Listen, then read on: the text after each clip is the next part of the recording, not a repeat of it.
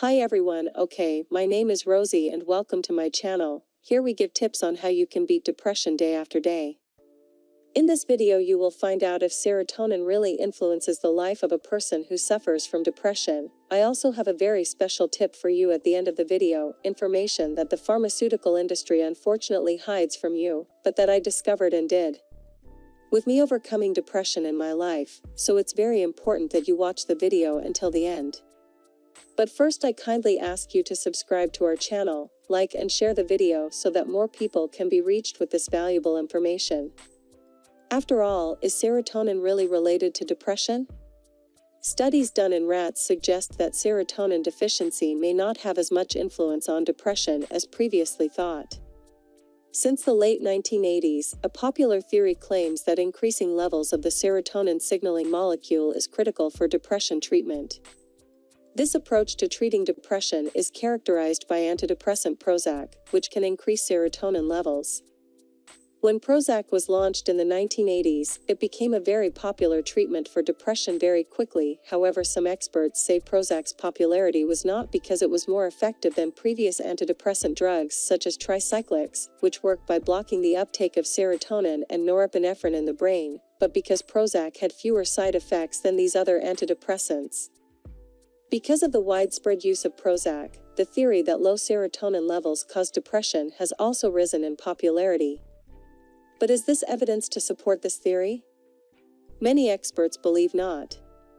As antidepressant researcher Alan Fraser told NPR about the serotonin theory, "I don't think there's any convincing body of data that anyone has ever discovered that shows depression is significantly associated with a loss of serotonin." Dr. Joseph Coyle, professor of neuroscience at Harvard University in Boston, was quoted as saying, "Chemical imbalance is a kind of thought of the last century. It's much more complicated than it really is.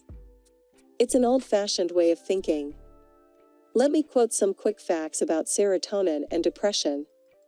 Tricyclics were the first antidepressants tried in the late 1950s and started the theory that chemical imbalances can cause depression.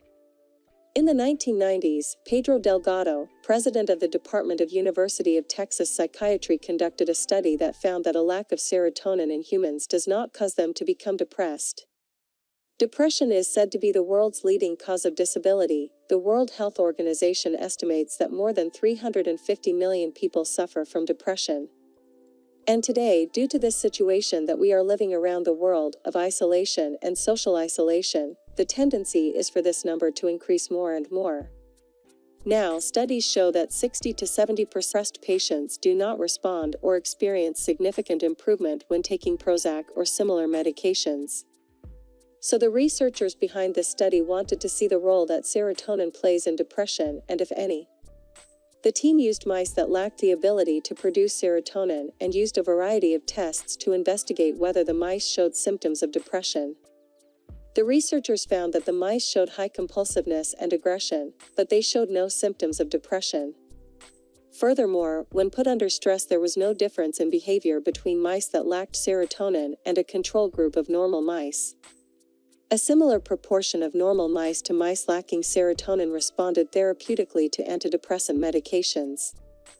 Researchers conclude that serotonin may not be a factor dominant in depression. The study results could dramatically alter the development of future antidepressants. "I know what it's like to be depressed. I suffered for 15 years of my life. I know exactly the pain, the anguish, the emptiness that it is."